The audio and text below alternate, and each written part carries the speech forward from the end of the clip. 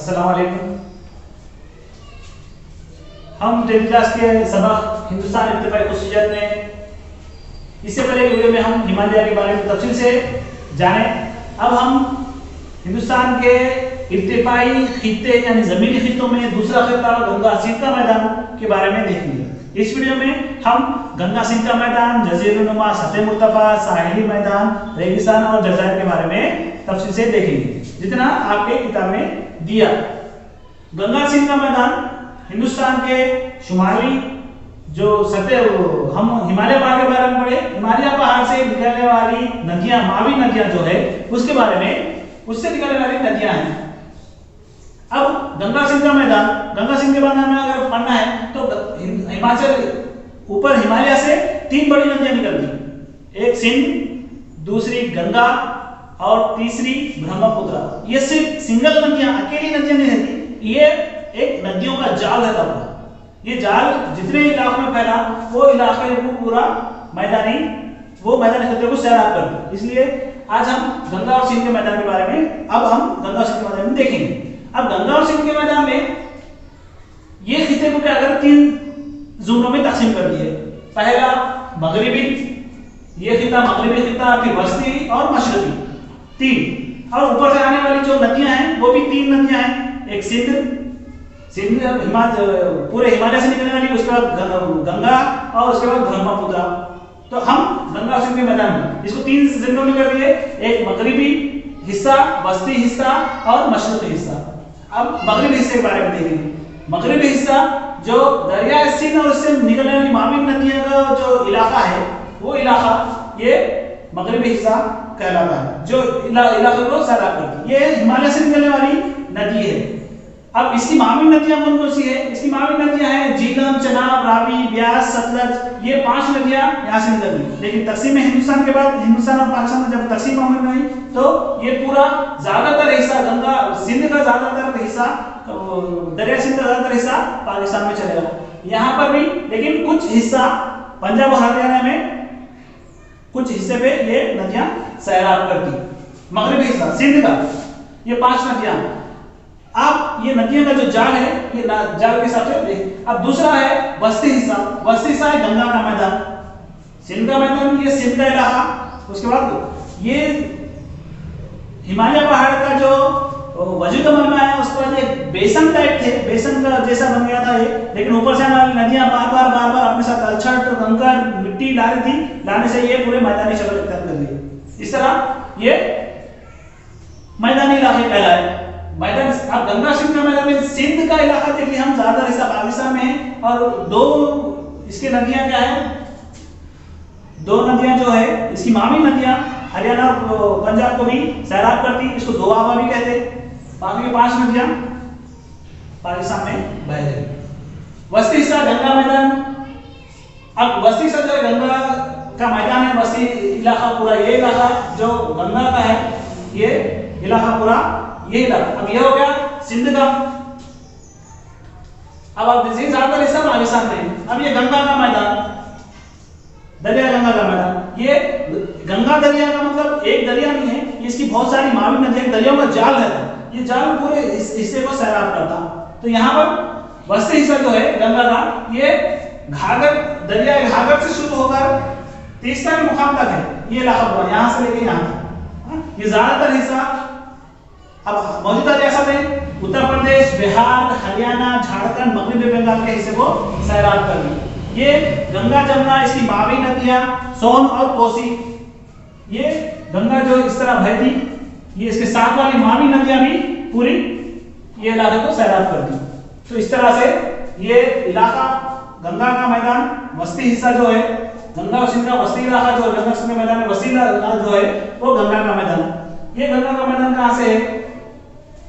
दरिया घाघर से तीसरा तक फैला हुआ, यहां से लेके यहां तक ये हिस्सा गंगा का मैदान कहलाता। ये वस्ती हो गया, ये मगरिबी, ये वस्ती। अब ये मशरकी, ये मशरकी इलाका, ये इलाका ब्रह्मपुत्र जो नदी आती, वो नदी की वजह से ये इलाका बना। ब्रह्मपुत्र जो वादी है, यहाँ पहाड़ी, हम इससे पहले इसमें देखे, ये यहाँ पर जो हिमालय पहाड़ी सिलसिला था सबसे आखिरी वाला, कौन सा था आखिरी वाला सिलसिला? आखिरी वाला पहाड़ी सिलसिला शिवालिक सिलसिला यहाँ पर आके क्या है, यहाँ मुड़ जा रहा है। मुड़ने की वजह से यहाँ पे दरिया जो है कोसी दरिया, ब्रह्मपुत्र जो बड़ी नदी है, ये आगे भी इस तरह हो जाती है। और ये पूरा इलाका जो इलाका है ब्रह्मपुत्र का वादी, ये मशरक़ी हिस्सा ही इसकी जिम्मेदार है। ये हिस्सा 8 से 16 किलोमीटर तक फैला हुआ इलाका है। और जो ब्रह्मपुत्र अपने साथ आने वाले मिट्टी जो पत्थर वगैरह संग्रह जो रहते वो लाके यहाँ पे छोड़ देते, जिसकी वजह से ये इलाका पूरा खुरदुरा हो जाता, पूरा पथरीला इलाका रहता। आप तस्वीर में देख सकते हैं ये किस तरह सा इलाका रहता। ये इसको भाबर बोलते, ये भाबर का इलाका है। आप स्क्रीन पे भी आपके देख सकते हैं भाबर किसको बोलते हैं। ये भाबर के नीचे से बहने वाली नदियां जो है, ये नदियां आगे जाकर ये सतह जमीन पर क्या है नमूदार होती, नमूदार होने से वो हिस्सा पूरा क्या हो जाता, पूरा तराई क्षेत्र में हो जाता, पूरा नरम मिट्टी हो जाती पूरी वहां पे। ये इलाका बहुत ज्यादा जरखेज और जंगलाती इलाका रहता। तो इस तरह से गंगा और सिंध का मैदान, गंगा सिंध का मैदान में अहम 3 बड़ी नदियां हैं, सिंध, गंगा और ब्रह्मपुत्र। इसको हम क्या करें, गंगा सिंध के मैदान को 3 हिस्सों में तकसीम कर दिए। एक ऊपर वाला मगरिबी, ये मगरिबी इलाका, ये वस्ती, ये मशरकी, इसकी जिम्मेदार सिंध नदी, इसकी जिम्मेदार गंगा और इसका जिम्मेदार ब्रह्मपुत्र। इसकी मावी नदियां इस तरह असरदार। इसके बाद दूसरा है जजीरे नुमा सतह मुर्तफा। अब हम देखेंगे जजीरे नुमा सतह मुर्तफा। गंगा और सिंध का मैदान के बाद तीसरे नंबर पे जजीरे नुमा सतह मुर्तफा। ऊपर हिमालय पहाड़ के बाद, ऊपर हिमालय पहाड़ था, उसके बाद गंगा सिंध का मैदान देखे। अब सतह मुर्तफा, जजीरे नुमा सतह मुर्तफा। जजीरे नुमा इसलिए होते, ये हिंदुस्तान के जजीरे को जजीरे नुमा इसलिए, सतह मुर्तफा को जजीरे नुमा इसलिए कहते हैं क्योंकि यहाँ पर 3 समंदर है, 3 तरफ पानी समंदर है, इसलिए इसको जजीरे नुमा कहते हैं। 3 तरफ पानी है इसलिए जजीरे नुमा। जजीरे नुमा सतह मुर्तफा, ये जो इलाका है सतह मुर्तफा, जजीरे नुमा सतह मुर्तफा का इलाका, ये हकीम बुलोरी और सख्त आतिशी पहाड़ जो थे, ये जब बरआज़म हटाने के नतीजे में ये सख्त हो गए और अपनी शक्ल बदलती चट्टानों की वजह से इसका वजूद अमल में आया।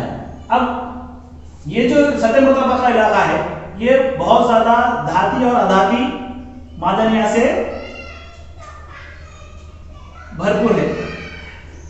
ये इलाका वसी और कम गहरे वादियां, ये इलाका पूरा वसी और कम गहरे वादियां पर मुश्तमिल है। और सतह मुर्तफा का जो इलाका है वो इलाका मशरिकी जानिब छुपा हुआ है। ये इलाका जो हिंदुस्तान का ये इलाका है, ये इलाका किसी कदर यहाँ मशरिकी जानिब झुका हुआ है, इसलिए यहाँ की पूरी नदियां क्या है खलीज बंगाल में जाके मिलती।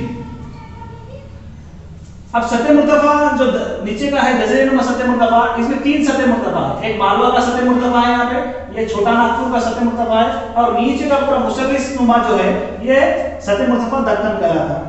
ये मालवा का जो सतह मुर्तफा है, ये सतह मुर्तफा मालवा का।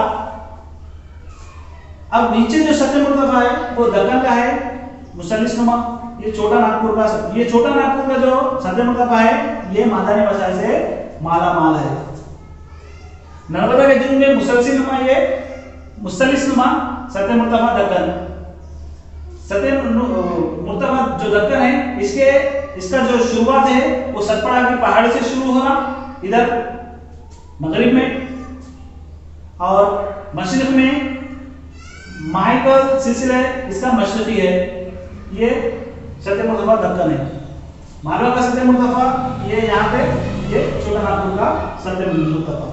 अब ये जो सतह मुर्तफा दक्कन है, सतह मुर्तफा दक्कन दोनों जानिब इसके मुतवाजी जो है वो घाटे हैं साहिल के मैदान के बाद। इधर ये मगरिबी घाट, इधर मशरिकी घाट। मशरिकी घाट और मगरिबी घाट दोनों सतपुड़ा नीचे नीलगिरी पहाड़ी में आके दोनों एक जगह मिलते हैं। किताब में क्या कहते हैं,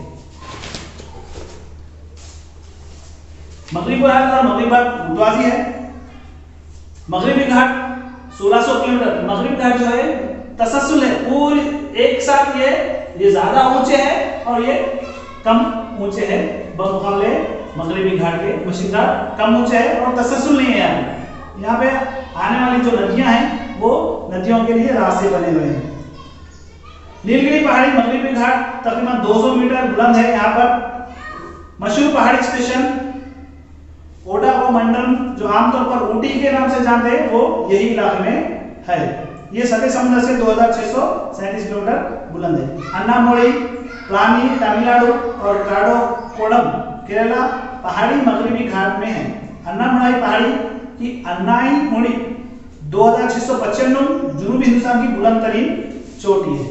ये है सत्येंद्र मुर्तफा। अब आप तस्वीर में देख सकते हैं कि तस्वीर में किस तरह से सत्येंद्र मुर्तफा दक्कन का तस्वीर आप उसे गौर से देखिए। मशरकी घाट महानदी वादी से जुनूबी नीलगिरी पड़े, यहाँ से लेके महानदी वादी से शुरू होकर यहाँ तक ये फैली हुई, ये कौन सी है? मशरकी घाट। ये यहाँ पर ये मगरिबी घाट, ये रहा पूरा दक्कन, सत्येंद्र मुर्तफा दक्कन, मालवा का सत्येंद्र मुर्तफा, छोटा नागपुर का सत्येंद्र मुर्तफा। ये तसलसल नहीं है, ये तसलसल के साथ ऊंचे हैं घाटें और ये तसलसल के साथ नहीं है और ये कम ऊंचे हैं। मगरिब घाट से निकलने वाली दो नदियां जो बड़ी नदियां हैं कृष्णा और गोदावरी, वो सत्येंद्र मुर्तफा दक्कन को पार करते हुए ये मशरकी घाट से होते हुए खलीज वेला में जाके मिलती है। मशरकी घाट की औसत बुलंदी कहीं कहीं 900 मीटर है, वो 1600 किलोमीटर ऊंचे है घाटे, जबकि ये 900 किलोमीटर ऊंचे है। ये इसकी जो काली मिट्टी की खूबसूरत है वो इससे पहले देखे सख्त आतिशी, ये बड़े सभी सत्येंद्र मुर्तफा की अजीब अनोखी ज्योग्राफिक खूबसूरत काली मिट्टी है जो आतिशफिशा का नतीजा है। ये है जज़ीरानुमा सत्येंद्र मुर्तफा के बारे में।